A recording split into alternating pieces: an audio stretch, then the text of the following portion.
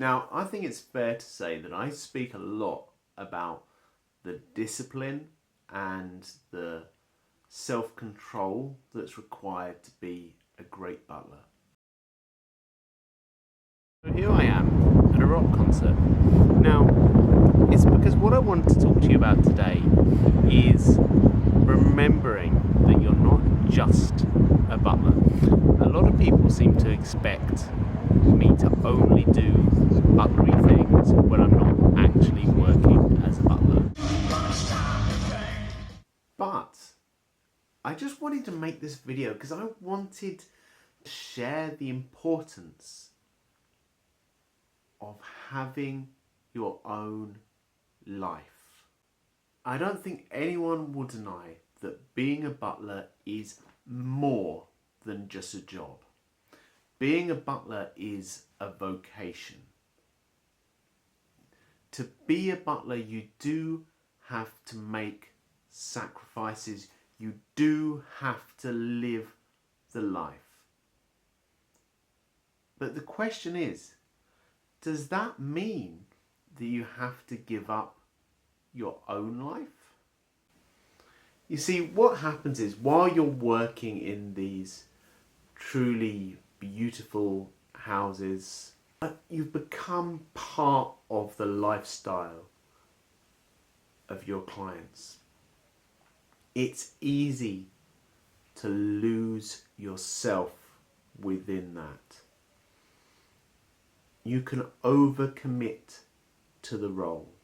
So when you see a butler out of context, it's a bit like when you see a film star who you know in a certain role, so you think you know them, but then of course that's not who they really are. This could lead to two things. One, it could just lead to burnout. I've seen so many really great butlers burn out just because they've burnt too brightly, but for too short a time. The other thing that could happen is you become the character of a butler to such an extent that you actually forget how to be not a butler. And then you're a butler on your days off. Everything you do is related to being a butler.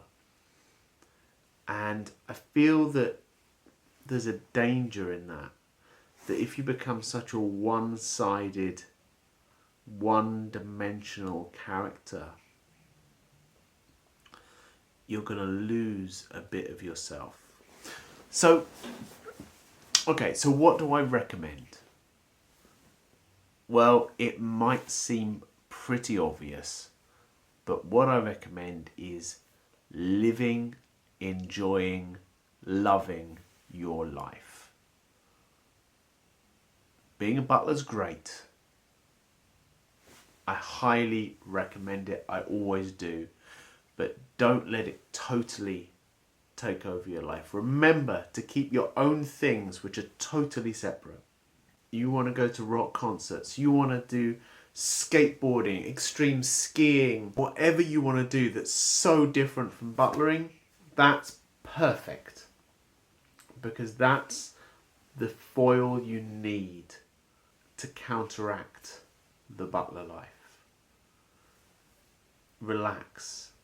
Be yourself. Now, this is very hard, and I hope that a lot of principals are watching this. Let your butler have time to themselves. Give them a time when their phone is switched off. Have a separate work phone that you can turn off, and that's your time. A lot of you who aren't already butlers will think, well, that's blooming obvious. Of course people should get time to themselves. Of course there should be a time when their clients can't get hold of them. But those of you who are butlers will know that actually those times are few and far between. Our clients do not like to be in a situation where they can't get hold of us. Can butlers have time to themselves? Can butlers have leisure time? I'm going to say that not just that they can have it, they must have it. Is it easy to get? Is that easy to arrange? Now that's a very different question. But I really hope you'll get a chance to do the things that you love. I think we've all seen the wonderful film Remains of the Day. It's a great Butler film. And we're seeing someone who gave up a huge chunk of their life to service. I've always admired that. But it's also something that could only be tinged with sadness. Because if you give up too much of your life for service, then you're giving up too much of your life.